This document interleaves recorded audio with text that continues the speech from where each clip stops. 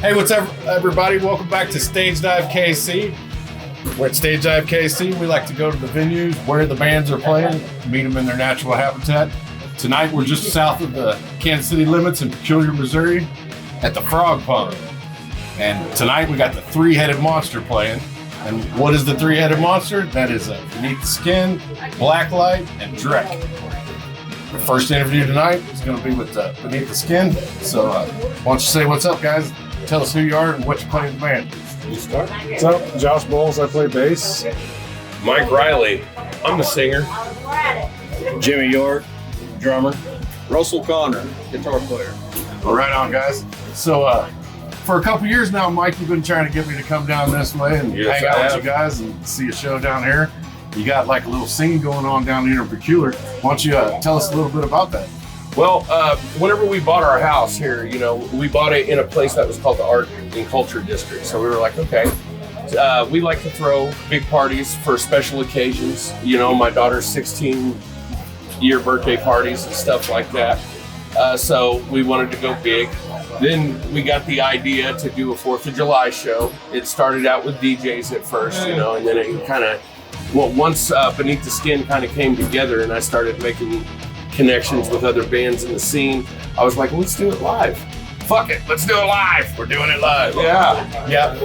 We've seen your parties on Facebook and pictures. I haven't personally been able to come down to one, but they look like they're off the chain. Oh, we have a good time. Now, tell us a little bit how that has evolved into something even bigger down here in Peculiar.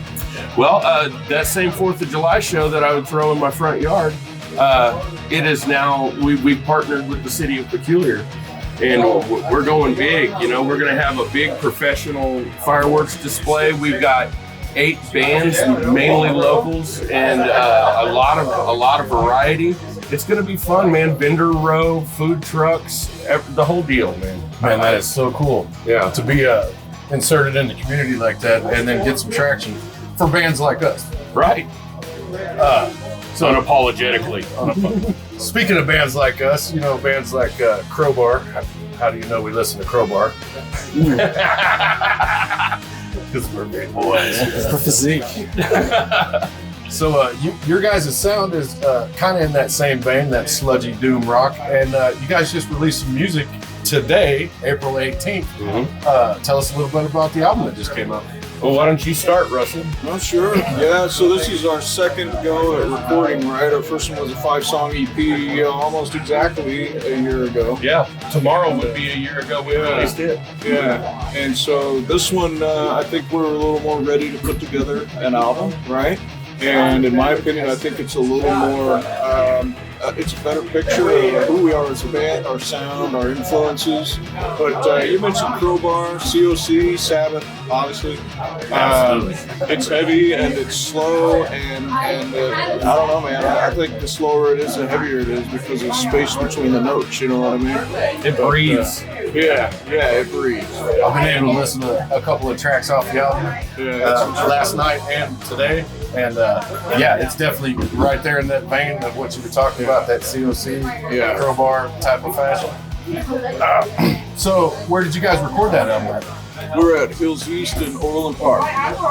And who did they? John Matthew was the guy behind the console, and awesome to work with. Did a great job, works hard, and comes up with good creative ideas as far as trying this for the sound. Yeah, he's a good guy. It's definitely important to have a good engineer. Yeah, we tracked at Hills East recording, and then we sent all of the stems down to Kevin down there in Branson Underground. You know, Kevin, bass player for Sabbath-style. Oh, he took care of us on the mixing and the mastering. And And there was another band I know that recorded down there, My Waking Dream. Right? Yeah, some friends of ours. Yeah. Good friends. We worked with both those guys on the first album, and they did great. Yeah. Funny how that connection all comes together with the Easy Tiger, Copper Still, Beneath the Skin, My Waking Dream.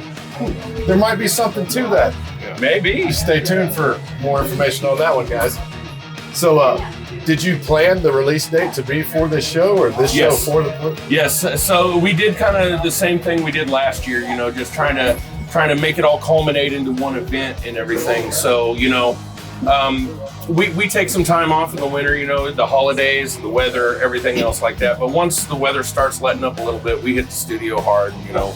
But then we get the tracking done. We try to gauge to where we have enough time to do it.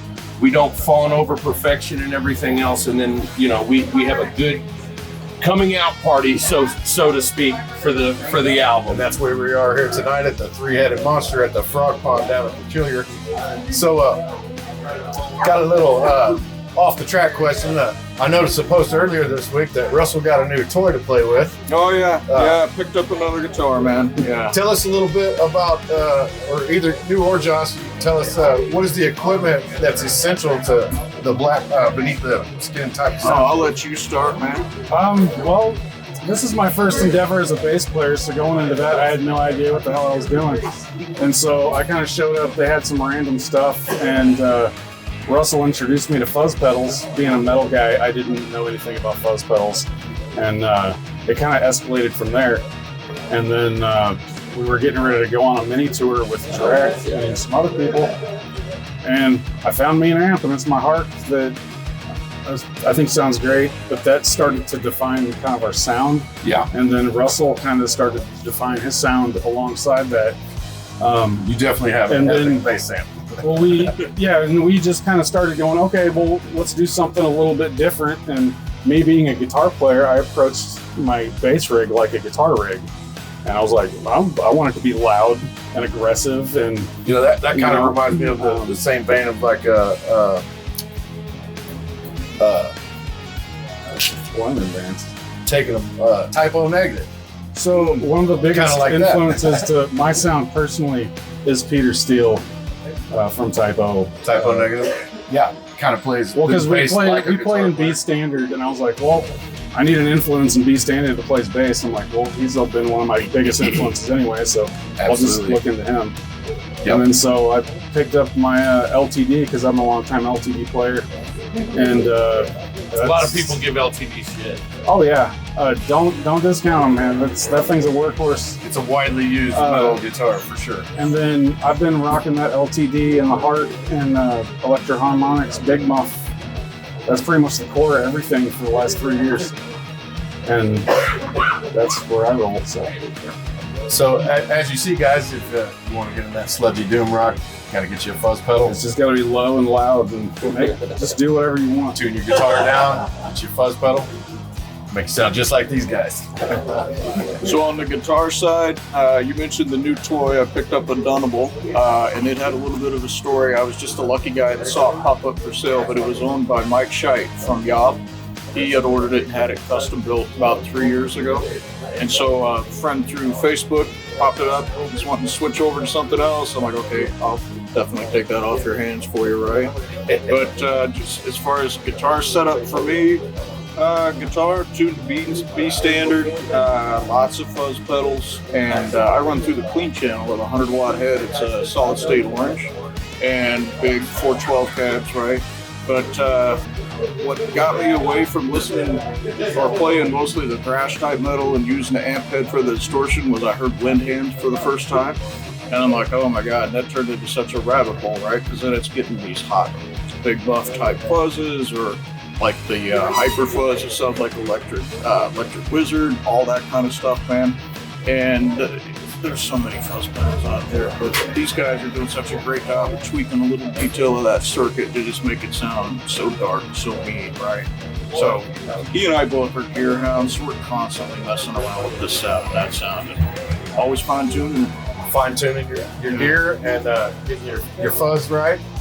So the drummer play any of the fuzz pedals on his drums? Oh, absolutely not. No, he just hammers them like animal. Just keeping time back there. You gotta buy him thicker cymbals so he doesn't break the shit out. That's not a bad thing for a drummer. Yeah. Well, this has been Stage Dive KC. Tonight we're at the Frog Pond at Peculiar. We got the Three-Headed Monster coming up with Drek, Blacklight, and Beneath the Skin. Have a good night. Later.